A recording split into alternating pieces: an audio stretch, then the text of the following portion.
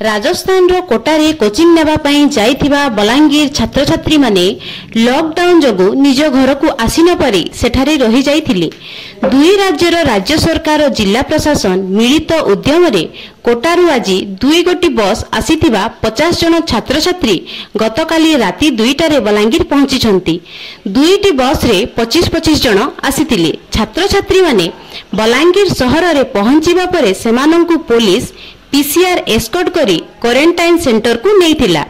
लाल टिक्रा नेत्र निकेतन ठारे तैयारी करा जाइथिबा क्वारंटाइन सेंटर रे झियो मानंकु एवं सुतपड़ा कल्याण मंडप ठारे तैयारी होइथिबा क्वारंटाइन सेंटर रे पुओ मानंकु रखा जाइथिला। दुई क्वारंटाइन सेंटर रे दायित्व रे थिबा बलांगीर तहसीलदार ललाट लुहा एवं पुइंतला तहसीलदार रोहित भोई को उपस्थिति रे छात्र छात्री को क्वारंटाइन सेंटर रे रखा जाइथिला। छात्र छात्री माने बाहर राज्य आसीथिबारु आज स्वतंत्र मेडिकल टीम छात्र छात्री स्वास्थ्य परीक्षा करिवे बोली दायित्व रे थिबा अधिकारी सूचना दैछंती। बलांगीर संजय कुमार मिश्र रिपोर्ट, ओडिशा दर्पण न्यूज।